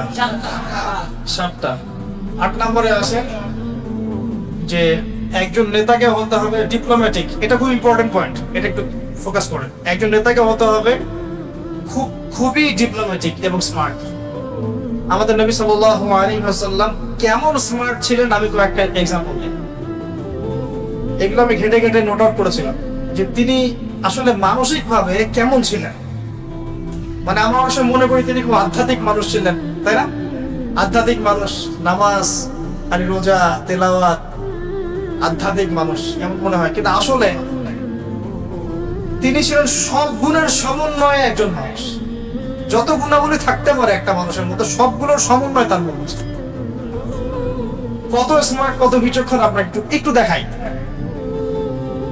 নবী সাল্লাল্লাহু আলাইহি ওয়াসাল্লাম দেখলেন মক্কার পরিবেশ ভালো না, মক্কার পরিবেশটা অনুকূলে না। তখন তিনি ইমিডিয়েটলি সাহাবীদেরকে বললেন, তোমরা আবিসিনিয়াতে চলে যাও। কোথায় চলে যাও? আবিসিনিয়া। আবার বলছে নবী সাল্লাল্লাহু আলাইহি ওয়াসাল্লাম যখন দেখলেন মক্কার পরিবেশটা ভালো না, সাহাবীদের উপর নির্যাতন হচ্ছে, তিনি ইমিডিয়েটলি বললেন, সাহাবীরা তোমরা যারা দুর্বল গোত্রীয় দিক থেকে তোমরা আবিসিনিয়াতে চলে যাও। সেখানে একজন রাজা আছেন, তার নাম বাদশাহ নাজাশী, তার রাজ্যে কেউ জুলুমের শিকার হয় না, তোমরা ওখানে চলে যাও। এটা ডিপ্লোম্যাটিক সিদ্ধান্ত। আমাদের এখানে প্রবলেম হচ্ছে, যাদেরকে নিয়ে প্রবলেম তাদেরকে কোনো একটা জায়গায় পাঠিয়ে দেয়া, বিচক্ষণতা একটা। সেখানে এমন রাজা ছিলেন যিনি ইসাই, খ্রিস্টান, কিন্তু তার রাজ্যে কেউ জুলুমের শিকার হতো না। তিনি ওই ট্রিনিটির খ্রিস্টান ছিলেন না, তিনি সত্যিকারের খ্রিস্টান ছিলেন। এবং সেখানে 2টা হিজরত হয়েছে। প্রথমবারে প্রায় 14-15 জন গিয়েছেন, পরে আবার প্রায় 100 জন গিয়েছেন। নেতৃত্ব দিয়েছেন জাফর ইবনে আবি তালিব রাদিয়াল্লাহু আনহু। ওই বাদশা নাজাশীর সামনে ডেলিগেশন টিম পাঠানো হয়েছে কুরাইশদের পক্ষ থেকে। মানে ডেলিগেশন টিম বোঝেন কিনা? ওই সাহাবীদেরকে ফিরিয়ে নিয়ে আসার জন্য। তার নেতৃত্ব দিয়েছেন আমর ইবনে আস। পরবর্তীতে তিনিও মুসলিম হয়েছেন, বিখ্যাত সাহাবী হয়েছেন। তো আমর ইবনে আস তিনি গিয়ে বলছেন যে ওরা রেফিউজি, ওরা আমাদের ওখানে ফাসাদ করে এখানে আসছে, বাপদাদা ধর্ম ত্যাগ করছে, ওদেরকে ফিরিয়ে দেন আমার সাথে। বাদশা নাজাশী বললেন যে ওরা তো অন্য কথা বলছে, তারা বলছে তোমরা তাদের উপর জুলুম করেছো। আচ্ছা ঠিক আছে, তোমাদের কাছে যে কোরআন এসেছে সেই কোরআনের কিছু বাণী কি শোনাতে পারো? তখন জাফর ইবনে আবি তালিব রাদিয়াল্লাহু আনহু তিনি শোনালেন সূরাতুল মারিয়াম। কোন সূরা? এই সূরার তেলাওয়াত শুনেই বাদশা নাজাশীর চোখ দিয়ে দরদর করে পানি পড়তে থাকে এবং তিনি ইসলাম কবুল করেন এবং সাহাবীদেরকে সেখানে থাকতে দেন। এবং ওই জায়গাটা ইসলামের জন্য একটা উর্বর জমি হয়ে যায়। কত ডিপ্লোম্যাটিক সিদ্ধান্ত ছিল দেখুন। আর আমরা মনে করি যে বাংলাদেশেই ইসলাম কায়েম করতে হবে, আর কোনো জায়গায় নেই পৃথিবী। আমাদের চিন্তাটা কিন্তু এরকম, দেশে কবে দিন কায়েম হবে, হুকুমত কবে, খেলাফত কবে হবে। বাংলাদেশে খেলাফত হতেই হবে, আল্লাহর কোনো পরোয়া নাই। এই খেলাফত ভারতে হতে পারে, এই খেলাফত পাকিস্তানে হতে পারে, এই খেলাফত শ্রীলঙ্কায় হতে পারে, অস্ট্রেলিয়া হতে পারে, সিরিয়াতে হতে পারে, প্যালেস্টাইনে হতে পারে। আল্লাহ পাকের কোনো পরোয়া আছে বাংলাদেশেই হতে হবে না? আমরা এত বেসবর হয়ে হতাশ হয়ে যাই কেন? পুরো জমিনই তো আল্লাহ। এখানে যদি নাও হয়, আমরা চেষ্টা করছি ইসলামিক ভাবে, যদি নাও হয় ইনশাআল্লাহ অন্য কোনো জায়গায় হবে। আল্লাহ নবী দেখছেন মক্কা অবস্থা ভালো না, তিনি তায়েফে গেলেন। কেন তায়েফে গিয়েছেন? ওখানে কি শুধু দাওয়াত দিতে গিয়েছে না, যাতে করে মুসলিমরা ওখানে একটা সাপোর্ট পায়। একটা গোত্র আমাদের বিপক্ষে চলে গেছে, তো যদি এর বিপক্ষে একটা শক্তিশালী গোত্রকে আমরা একত্রিত করতে পারি, তাহলে এর এগেইনস্টে আমাদের একটা শক্তি হলো। আমাদের নবী কি স্মার্ট ছিলেন নাকি? ছিলেন না। স্মার্ট কত ডিপ্লোম্যাটিক দেয়। তিনি বের হচ্ছেন হিজরত করতে, আর হিজরত করার আগে তো প্রায় 100 জন ঘিরে ফেলছে বাড়ি, সবে একটা করে কোপ দিবে চিন্তা করছে, তাই না? মনে আছে আবু জেহেল এর মাস্টার মাইন্ড। নবী সাল্লাল্লাহু আলাইহি ওয়াসাল্লাম বের হওয়ার সময় হাতে একটু বালু নিলেন, বালু নিয়ে ছুঁড়ে দিলেন, দিয়ে সূরা ইয়াসিনের একটা আয়াত পড়লেন। আয়াতটা কি জানি? ওয়াজআলনা মিন বাইনি আইদিহিম সাদ্দান ওয়া মিন খালফিহিম সাদ্দান ফাআগশাইনাহুম ফাহুম লা ইউবসিরুন। বাস, এবার তিনি চলে গিয়েছেন তাদের চোখে ধুলা দিয়ে, এটা চোখে ধুলা দিয়ে, কেউ দেখতে পারে নাই, রাতের অন্ধকারে তিনি চলে গিয়েছেন। কিন্তু তিনি মক্কা থেকে মদিনা যাওয়ার সোজা যে রাস্তাটা আছে না, সেই রাস্তায় তিনি যান নাই। আমি বোঝাচ্ছি নবী সাল্লাল্লাহু আলাইহি ওয়াসাল্লাম কত স্মার্ট ছিলেন, কত ডিপ্লোম্যাটিক ছিলেন। এটা স্ট্র্যাটেজিক সুন্নত। তিনি সরাসরি মক্কা থেকে মদিনার রাস্তায় যান নাই, বরং উল্টা দিকের রাস্তায় গিয়েছেন, যাতে তিনি খুব ভালো করে জানেন সকালবেলা সবাই খুঁজতে শুরু করবে, খুঁজতে শুরু করলে এই রাস্তার দিকে বেশি লোকজন আসবে, তার চিন্তাও করতে পারবে না যে আমি এই রাস্তায় যাই নাই, বরং উল্টা রাস্তায় গিয়েছে। উল্টা রাস্তায় গিয়ে গারে শহরে, যে গারে শহর, সেখানে তিনি 3 রাত ছিলেন। আর সব ঠান্ডা হয়ে যাক তারপর আমরা বের। এটা কি স্মার্টনেস না? না না। আরো দেখাচ্ছি, নবী সাল্লাল্লাহু আলাইহি ওয়াসাল্লাম, এই যে হুদাইবিয়া সন্ধি হচ্ছে, সন্ধির সব ধারা আমাদের বিপরীতে, তাই না? 10 বছর যুদ্ধ করবো না, ওকে ফাইন। তোমাদের কেউ আমাদের দলে আসলে ফিরাই দেওয়া লাগবে, আমাদের কেউ তোমাদের দলে গেলে ফিরাই দিব না। নবীজি বলে ঠিক আছে, ডান। তারপরে এই বছর উমরা করতে পারবেন না, ঠিক আছে, ডান। পরের বছর আসতে হবে উমরায়, তাও 3 দিনের জন্য বিনা অস্ত্রে, ওকে ঠিক আছে, ডান। সবই নে তোরা, নে সব তোরা নিয়ে নে। প্রত্যেকটা সিদ্ধান্তের পিছনে বসিরা ছিল। 10 বছর যুদ্ধ করতে পারবো না মানে 10 বছর আপনি আমার সাথে কোনো ক্যাচালে যাবেন, মানে আপনি আপনার কাজ করবেন, আমি আমার কাজ করবো, কোন সন্ধি চুক্তি আপনার সাথে। এবং আমার শত্রুদের বিরুদ্ধে আপনি, মানে আমার শত্রুদেরকে আপনি আমার বিরুদ্ধে সাহায্য করতে পারবেন না। মনে করেন আপনাদের, মনে করেন এই ভাইয়ের সাথে এই ভাইয়ের সন্ধি হয়েছে, এ ভাই 10 বছর আমরা লড়াই করবো, 10 বছর লড়াইও করবো না, আপনি আপনার কাজ করবেন, আমি আমার দাওয়াতি কাজ করবো। আমার যে শত্রুরা আছে এই শত্রুদেরকে আপনিও হেল্প করতে পারবেন না, আপনার শত্রুকে আমি হেল্প করতে পারবো, ঠিক আছে? এই সন্ধি হওয়ার পরেই, এই সন্ধি করে মদিনায় যাওয়ার পরেই নবী সাল্লাল্লাহু আলাইহি ওয়াসাল্লাম খায়বারকে আক্রমণ করেছেন। খায়বারে আছে ইহুদিরা, কারণ আছে ওই লাস্ট গোত্র একটা বাকি আছে, 3টা গোত্রকে তো বিদায় করা হয়েছে, 4 নম্বর এই গোত্রটা বাকি আছে খায়বারে। এটা একটা বিশাল জায়গা, যে দখল করতে পারবে সব দিক থেকে লাভবান হবে। কেন খায়বার তিনি এখন আক্রমণ করলেন, আগে করলেন না কেন? আগে যদি করতেন তাহলে মুশরিকরা তাদের সাথে সন্ধি করে একসাথে ঐক্যবদ্ধ শক্তি হতে পারত। এবার তিনি হুদাইবিয়া সন্ধি করেছেন, 10 বছর আমরা লড়াই করব না, অতএব 10 বছর তুমি আমার শত্রুদেরকে হেল্প করতে পারো, ঠিক আছে? এবার তিনি খায়বার আক্রমণ করলেন, ওই মক্কার কুরাইশরা ওদেরকে কোনো সাহায্য করতে পারলো না, ওদেরকে আমরা বাগে পেয়ে একাই খেলাম। মানে আগে বড় শত্রুর হাতটা চেপে ধরলাম, তারপর ছোট সবগুলোকে সাইজ করা হয়। এটা ডিপ্লোম্যাটিক সিদ্ধান্ত না, এটা হচ্ছে তার স্ট্র্যাটেজিক ইন্টেলেকচুয়াল একটা অবস্থান। স্ট্র্যাটেজিক সুন্নাহ বলতে পারি। এগুলো আমাদের মধ্যে নাই, হারাই গেছে। আমাদের কিন্তু একটু রসকস মাখা কথা বললেই আমরা মুনাফিকদেরকেও ভুলে যাই। তাই না? রস মাখা একটু কথা বললে আমরা আছি আপনাদের সাথে, চলেন বাস, আমরা হ্যাঁ মাশাআল্লাহ একদম পাগল হয়ে দেয়। কিন্তু আসল কথা হচ্ছে মানুষের খাসলত কখনো পরিবর্তন হয় না। ইল্লাত মানে ত্রুটি ধুইলে চলে যায়, খাসলত মরার আগ পর্যন্ত মানুষের যান। খাসলত একটা জিনিস মানে স্বভাব চরিত্র, স্বভাব জান। এটাতে আরো ডিপ্লোমেসি আছে, এটাও বোঝেন। আমাদের কেউ তোমাদের ওখানে গেলে ফিরায় নেওয়া লাগবে, তোমাদের কেউ আমাদের কাছে আসলে ফিরাই দিব না। নবীজি কেন বললেন ইয়েস ডান? কেন বললেন? বিকজ তিনি খুব ভালো করেই জানেন কোন মুসলিম মুরতাদ হয়ে কাফের হবে না। বরং এটা হতে পারে তোমাদের কেউ ইসলাম কবুল করে আমাদের কাছে আসতে পারে, যদি আমাদের কাছে আসার রাস্তা তোমরা বন্ধও করে দাও, ওরা অন্য কোনো জায়গায় যাবে, ওখান থেকে আমরা ওদেরকে রিসিভ করবো। এটা বলার পরে কিন্তু এটাই হয়েছিল, অনেক মুসলিম ইসলাম কবুল করেছে করে আর আসতে পারছে না, কারণ চুক্তি আছে। তখন নবী সাল্লাল্লাহু আলাইহি ওয়াসাল্লাম একটা খবর পাঠালেন, তোমরা একটা ওয়াদি উপত্যকা চলে যাও। একটা জনমানব শূন্য একটা উপত্যকা চলে গেল তারা পালিয়ে। সেখানে যদি মুশরিকরা আসতো আক্রমণ করতো। পরে এই মুশরিকরা এসে বললো, বাবা আপনাদের লোক আপনারা নিয়ে নেন, আমাদের দরকার নেই। কথা বুঝতে পারছেন? সিরাত অনেক গভীর, পড়তে থাকেন।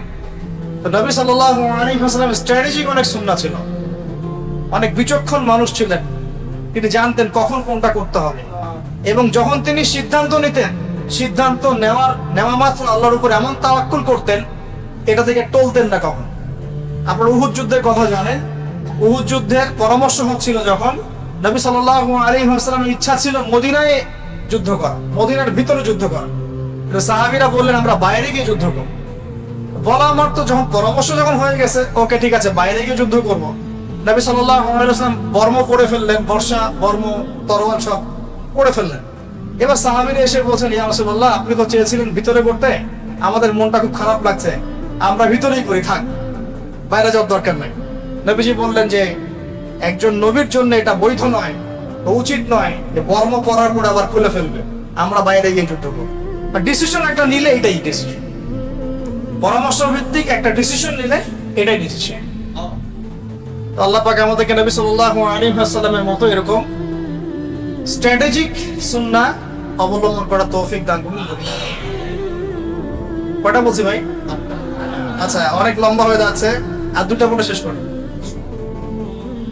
শেষ করি সংক্ষিপ্ত করে। 9 নম্বর হচ্ছে নবী সাল্লাল্লাহু আলাইহি ওয়াসাল্লাম এই বিশ্বটাকে একটা সফল রাষ্ট্রের কাঠামো দিয়েছেন। এই জায়গাটা ভালো করে বোঝেন। আরবের ওই সময়কার কথা চিন্তা করে, তখন গোত্রভিত্তিক শাসন ছিল। তখন কি কোনো ডেমোক্রেসি, সেকুলারিজম, এই ন্যাশনালিজম এগুলো কিছু ছিল না? কিছু না। একটা আধুনিক রাষ্ট্রের কাঠামো কিন্তু ছিল না, গোত্রভিত্তিক কাঠামো ছিল। যারা রাষ্ট্রবিজ্ঞান পড়ছেন তারা তো জানেন। আমরা একটা আজীব সময় বাস করি। এখন পলিটিক্স করতে পলিটিক্যাল সায়েন্স পড়তে হয় না। যারা পলিটিক্স করছে তাদের মধ্যে কতজন পলিটিক্যাল সায়েন্স পড়ছেন আল্লাহ ভালো জানে। অদ্ভুত একটা বিষয়, অথচ এটা একটা সায়েন্স, বিজ্ঞান। রাষ্ট্র একটা কি বিজ্ঞান। তো ওই সময় রাষ্ট্রবিজ্ঞান এরকম সাবজেক্টও ছিল না, এরকম আধুনিক রাষ্ট্রের কোনো কাঠামো ছিল। প্রাচীন ঘেটে দেখেন, তখন রাজতন্ত্র ছিল কিছু জায়গায়, কিছুটা গোত্রভিত্তিক শাসন ছিল। এখন নবী সাল্লাল্লাহু আলাইহি ওয়াসাল্লাম মদিনায় গিয়ে কি করলেন একটু দেখেন। মদিনায় গিয়ে সর্বপ্রথম তিনি মসজিদ নববী নির্মাণ করলেন। এইটা শুধু মসজিদের ফাংশনে কাজ করে নাই, এটা একটা পার্লামেন্টের ফাংশনে কাজ করছে। এটা একটা পার্লামেন্টে অ্যাজ এ পার্লামেন্ট সেটা কাজ করছে।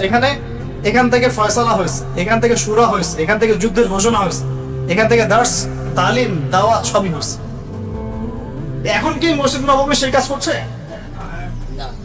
এটাও শেষ জামান হাদিসে আছে যে আখিরুজ জামানে কি হবে, জেরুজালেম রাইজ করবে, জেরুজালেম হবে সবচেয়ে আলোচিত বিষয়।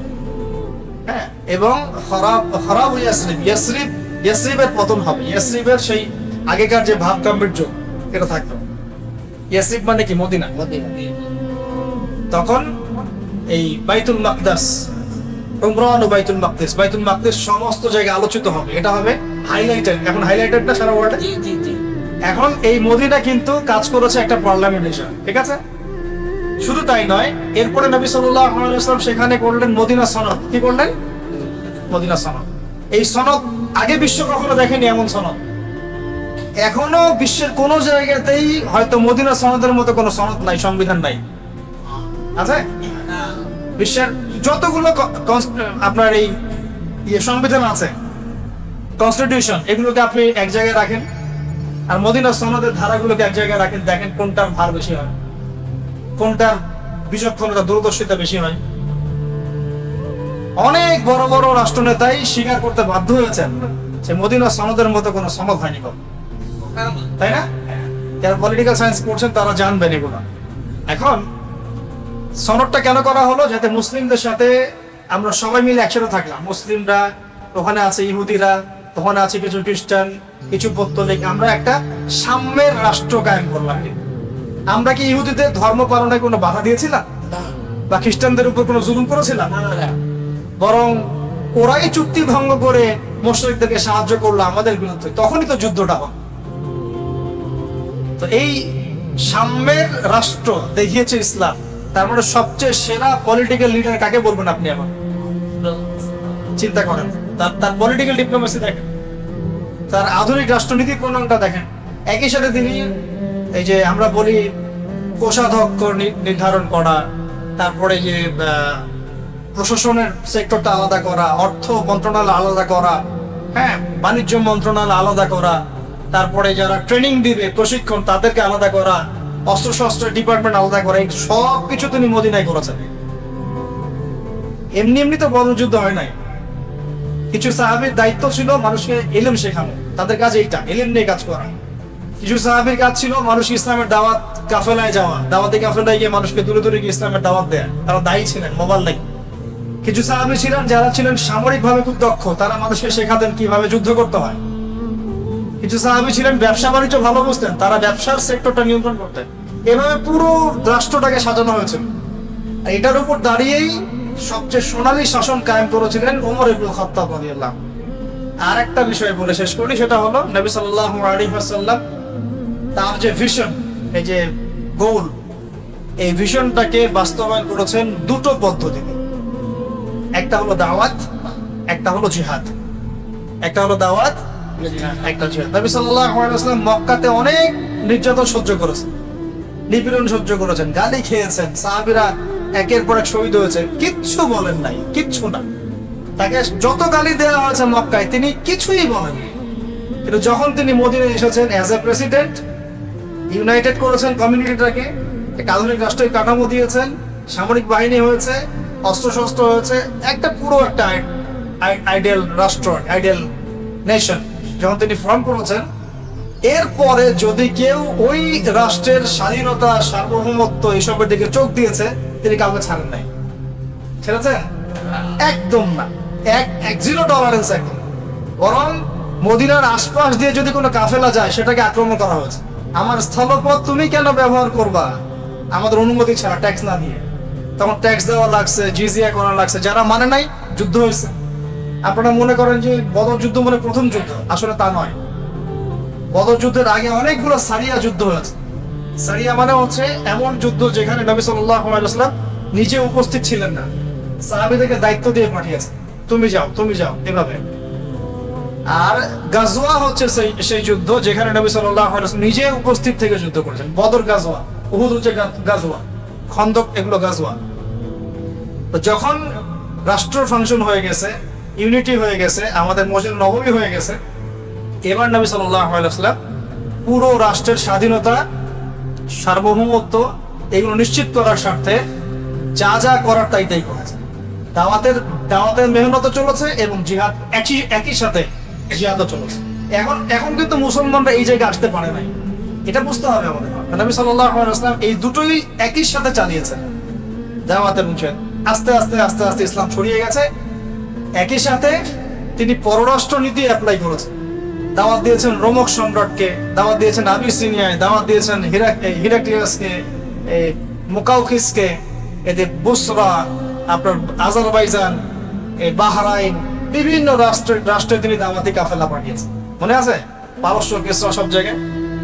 এটা কেন? যাতে করে এই দাওয়াতটা শুধু জাজিরাতুল আরবের মধ্যেই না থাকে, পুরো বিশ্বে যেন ছড়িয়ে যায়। তো এই যে দাওয়াতের একটা ব্যাপক মেহনত, এটা অব্যাহত থাকতে হবে। একজন নেতার উচিত হবে তার আদর্শটাকে সর্বত্র প্রচার করা, যেটা কিন্তু সবাই করছেও। যারা ইসলামের এগেনস্টে কাজ করে তারা কিন্তু এই কাজটা করছে, তাদের আদর্শকে সব জায়গায় ছড়ানোর চেষ্টা করছে। আমরা আমাদের দাওয়াতটাকে লিমিটেড করে ফেলছি আমাদের নিজের দলে, নিজের ঘরানার মধ্যে, হ্যাঁ, নিজের বুঝওয়ালা মানুষদের মধ্যে লিমিটেড করে ফেলছি। এতে করে সমস্যা হয়ে যাচ্ছে।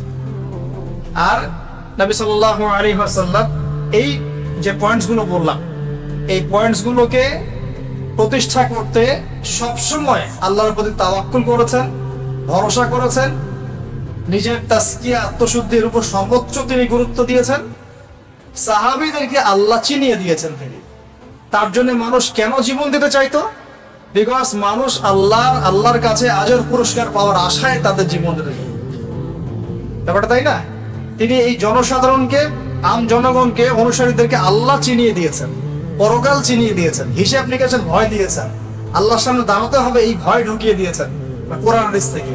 এতে করে দেখবেন আগে যে মানুষ মদ খেত সে মদ খাওয়া ছেড়ে দিয়েছে, যে জেনা করতো জেনা করা ছেড়ে দিয়েছে, যে মানুষ আপনার কন্যা সন্তানকে জীবন্ত কবর দিয়েছে সেই মানুষ কান্নাকাটি শুরু করেছে। মানে সবচেয়ে বড় কাজটা কিন্তু এটা। যতগুলো কথা বললাম এর মধ্যে সবচেয়ে বড় কথা হচ্ছে তিনি অনুসারীদের মধ্যে আল্লাহর সামনে দাঁড়ানোর জবাবদিহিতা ঢুকিয়ে দিয়েছে। এর ফলশ্রুতিতে সাহাবীরা তার জন্য জীবন দিতেও কেউ দ্বিধা করে নাই। তার চেহারা দেখে কত সাহাবী শহীদ হয়ে গেছে, কেউ দ্বিধা করে নাই। তার মানে আমাদের নেতৃস্থানীয় ব্যক্তিবর্গ যেখানেই থাকবেন, অনুসারীদেরকে আল্লাহর দিকে নিয়ে আসতে হবে, আল্লাহর ভয়ে তাদের মনে জাগ্রত করতে হবে। আমরা মানুষের কলব পরিবর্তনের চেষ্টা করবো ইনশাআল্লাহ, কলবে তাসকিয়া আনার চেষ্টা করবো ইনশাআল্লাহ, তাদেরকে শিক্ষিত করার চেষ্টা করবো, তাদেরকে তারবিয়াত দিব, ধারাবাহিকভাবে তাদেরকে একটা সিলেবাস ভিত্তিক দিনই পড়াশোনার মধ্যে নিয়ে আসবো, তাদেরকে বুঝাবো যে কোনটা সঠিক পথ কোনটা বেঠিক পথ। আমরা তাদেরকে তাদের মৌলিক চাহিদাগুলো পূরণের দিকে খেয়াল রাখবো। আমরা তারা যেন বিপথে না চলে যায় এই জন্য নেগেটিভ সাইড গুলো তাদের সামনে তুলে ধরবো যে কোন কোন জায়গায় নেগেটিভিটি আছে। একই সাথে অর্থনৈতিক সমৃদ্ধির দিকে খেয়াল রাখবো, ইউনিটি থাকবে, একে অপরের মিল মহব্বত থাকবে। আস্তে আস্তে আস্তে ইনশাল্লাহ মুসলমানরা এগিয়ে যাবে ইনশাআল্লাহ।